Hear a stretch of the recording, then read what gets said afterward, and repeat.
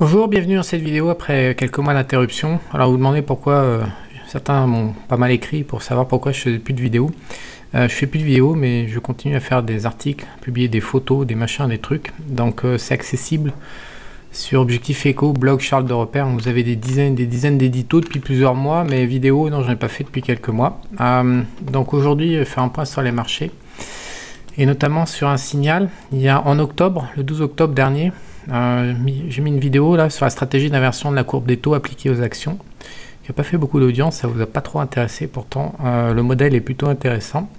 Et en fait c'est l'un d'entre vous qui m'a dit alors il y a le signal. Bah oui, il y a le signal. Moi personnellement je regardais autre chose, mais ça a une succession de signaux qui se compilent les uns sur les autres, ça devient assez inquiétant. Donc là en fait si on affiche sur un an, là c'est sur 5 ans, on va le mettre sur un an. Si on affiche sur un an, en fait, depuis une semaine, on est repassé au-dessus des 1%. C'est l'écart entre le 2 ans et le 10 ans américain. Je vous rappelle que cette stratégie, ça consiste à attendre une inversion de la courbe des taux. C'est quand on passe sous la ligne noire horizontale.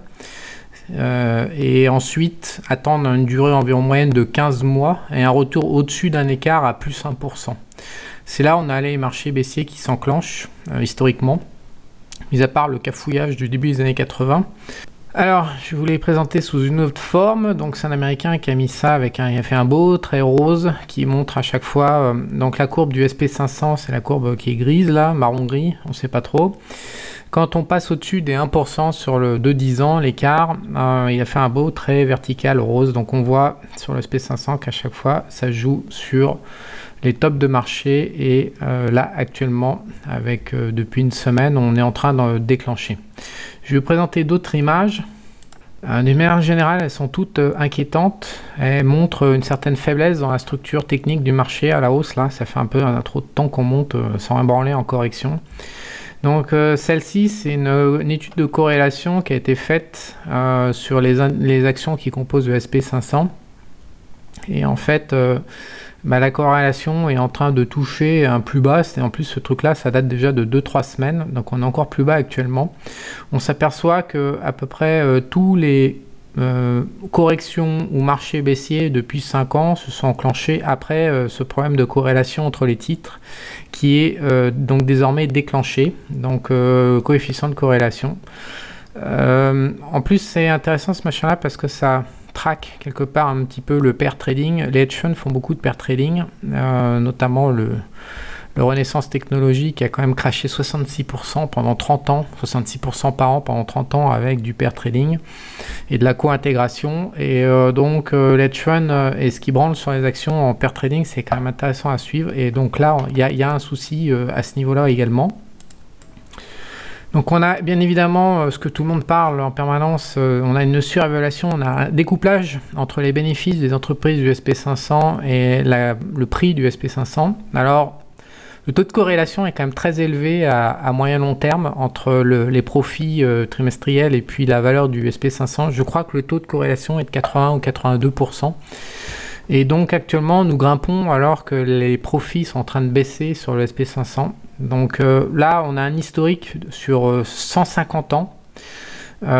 Et donc ils font un calcul entre la moyenne des clôtures du SP500 divisé par les anticipations de profit à horizon 12 mois.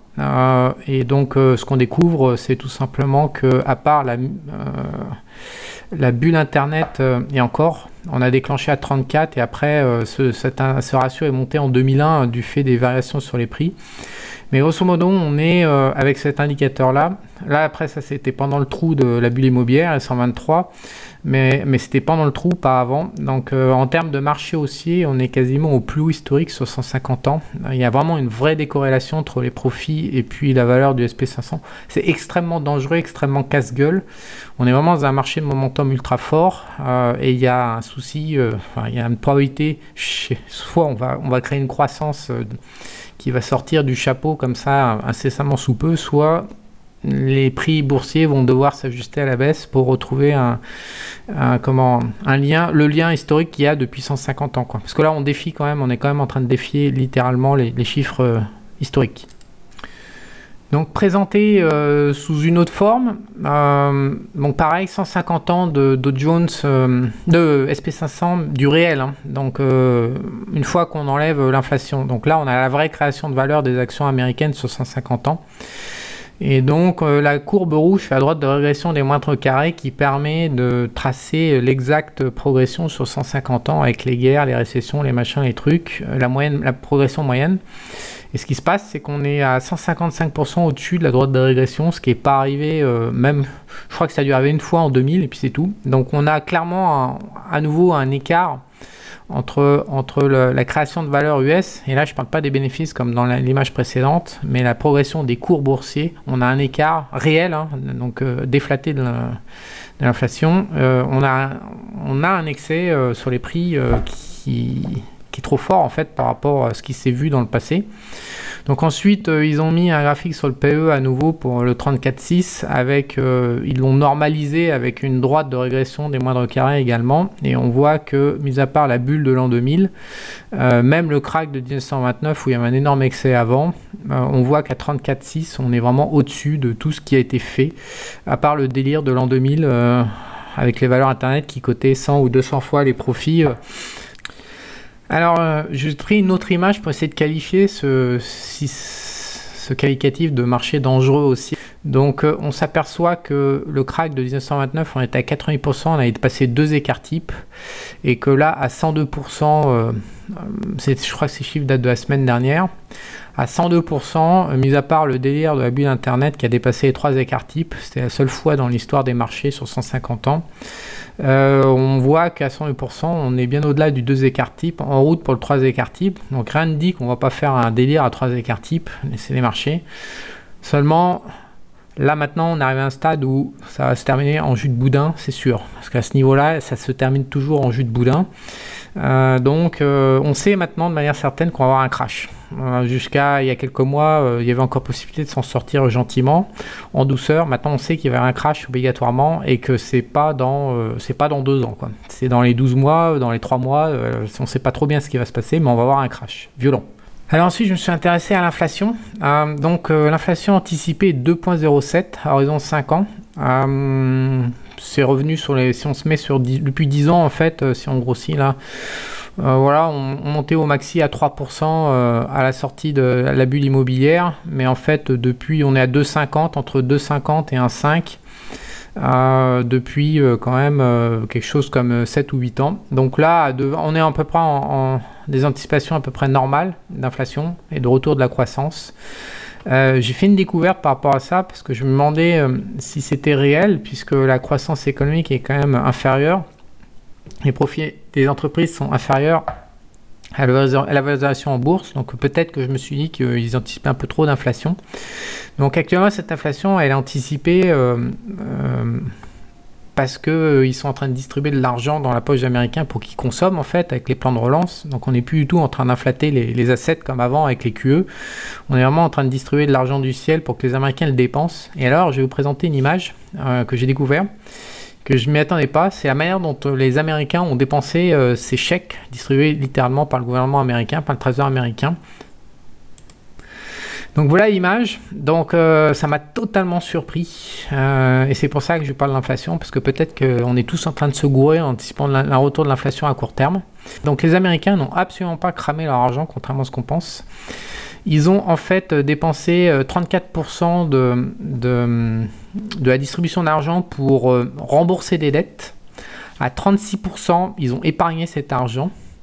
Et à 18% et 7%, donc 25% seulement, ils l'ont dépensé dans la consommation. C'est-à-dire que 75%, ils l'ont donné à 3%. C'est-à-dire que, grosso modo, 70% de l'argent distribué a détruit de la monnaie et non pas d'en a créé. Donc, je vois pas comment, parce qu'on a injecté de l'argent dans le système directement à la poche des Américains, je vois pas comment, en fait, on va pouvoir créer de l'inflation alors que les 2/3 ont été littéralement détruits en remboursant des dettes.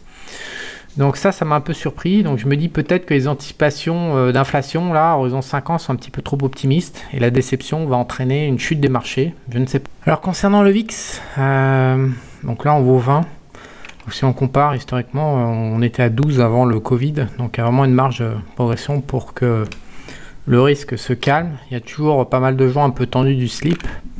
Surtout, on a vu la troisième plus forte hausse du VIX pour l'histoire de GameStop là. Donc tout le monde a le doigt sur la gâchette, tout le monde sait que le marché il est quand même un peu chaud.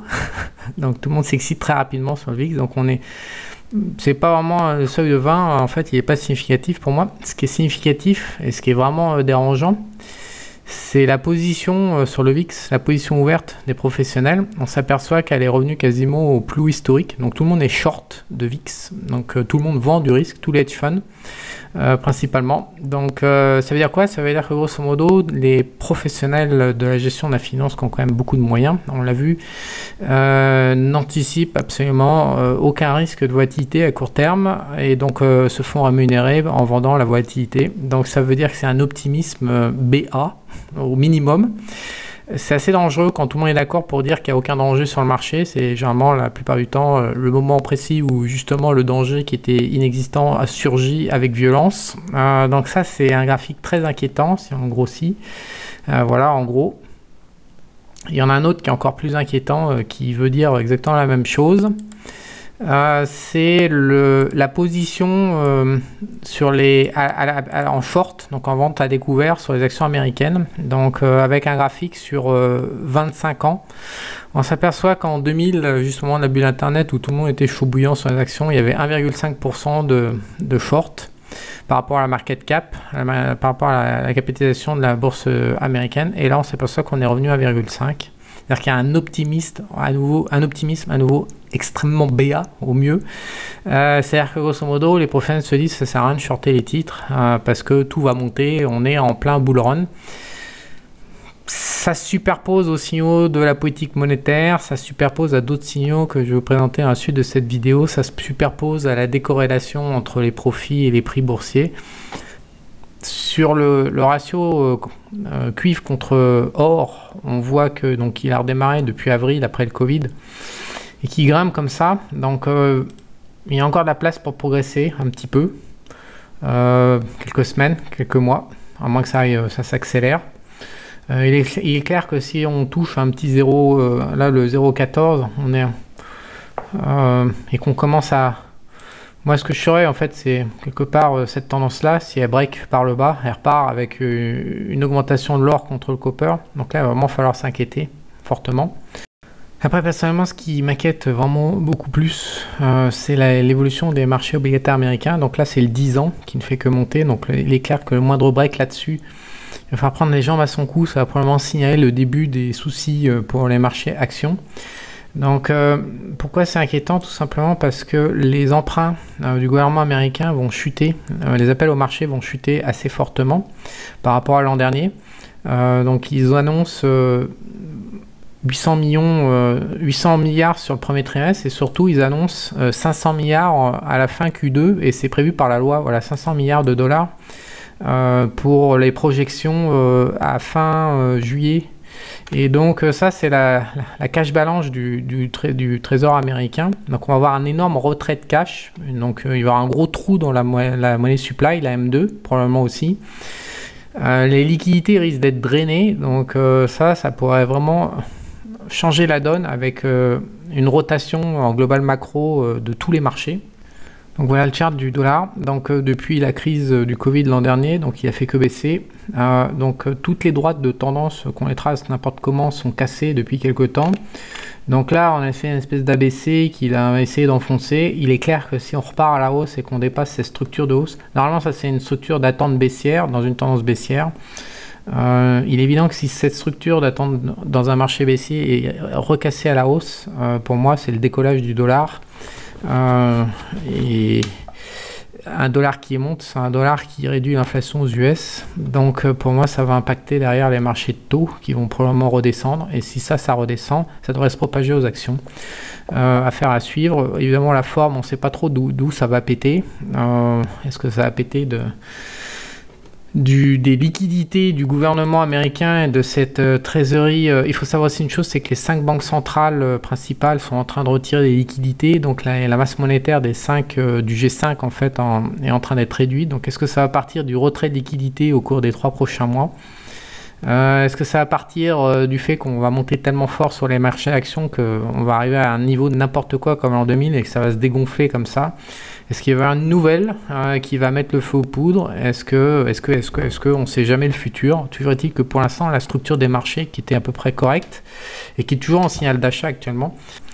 Donc en ce qui me concerne, je me mettrai pas short. Je me souviens d'un mec, je sais plus, qui était sur Zero Hedge aux US, qui avait annoncé en juin dernier, je sais plus, face à un excès du marché, ou je sais plus, en octobre ou en novembre, qui shortait et puis qui passerait pour un con, voilà, mais qu'il pensait qu'à partir de ce seuil, les marchés ne pourraient que baisser à long terme et il attendrait ce qu'il faudrait attendre. Alors ça, c'est ce que je faisais quand j'étais plus jeune. Un beau jour, ça se termine mal, notamment dans l'excès de novembre 99, décembre 99. Donc moi, ma position pour l'instant aujourd'hui, c'est que clairement, ça va se terminer encore une fois en jus de boudin et il va y avoir des profits énormes à faire, mais je vais pas chercher à anticiper, je vais plutôt attendre que les marchés, l'action des prix, en fait, au final, quels que soient les excès de valuation, à la fin, c'est toujours les prix qui ont raison, puisque c'est eux qui déterminent les gains et les pertes sur nos comptes. Donc moi, ma politique, c'est d'attendre, d'écouter le marché, d'attendre de montrer ce qu'il veut faire, qu'il confirme par les prix, s'il veut continuer à monter, faire le fou, s'il veut redescendre. Alors en termes de stratégie de jeu, avant c'était cool parce qu'on avait ça qui marchait super bien. Le trading bourrin à la David Ronan, en fait on breakait puis ça partait, voilà, il suffisait de revendre par là et c'était bien. J'ai fait des sessions de trading où je me souviens un après-midi, j'ai surveillé 18 breaks, j'en ai pris 4. J'ai perdu 4 fois et les 18 breaks que j'avais repérés, ils ont foiré intégralement. 18 breaks haussiers qui ont échoué. Donc il est clair, j'en ai discuté avec David il y a 2-3 jours, il disait la même chose que sur le marché français, les actions françaises, le breakout, ça marchait plus. Donc il fallait basculer en mode achat sur repli en fait, c'est-à-dire on monte, on fait une correction, si possible en cassant comme ça l'ancien point bas de la correction, donc tout le monde se dit oh tiens ça part à la baisse, et non justement c'est là où il faut acheter, c'est de la pure contre-tendance, enfin c'est le pur achat sur repli. Où est-ce qu'on sort? On sort justement sur le break. Avant, on achetait là et maintenant, en fait, cette zone-là, c'est une zone de sortie. On prend ses profits au moment où il y a tous les mecs qui essayent de faire ce qui marchait avant. Donc, on a une logique complètement inverse sur les actions. Et le dernier truc que je suis comme règle, c'est pas d'achat le week-end. Même mes positions hebdo sur les options, je les sors le vendredi soir et je remets le hedge haussier lundi. Puisqu'on n'est pas à la merci d'une news qui pourrait faire tout basculer, tout péter en un week-end, compte tenu des situations explosives actuelles. Donc, porter des positions que sur la semaine et en trading intraday, que de l'achat sur repli et puis tout de breakout. Voilà, donc c'est une partie de jeu. Le jeu, vraiment, honnêtement, aujourd'hui, stratégiquement, les marchés, là, ça va être assez intéressant, ça va être subtil, complexe, ça va être une phase de transition. Voilà, il va falloir s'adapter et ça va réclamer... la vigilance, la précision, l'expérience, ça va être assez intéressant à vivre, ce qui arrive dans les 3 mois à venir. Voilà, je vous dis à bientôt.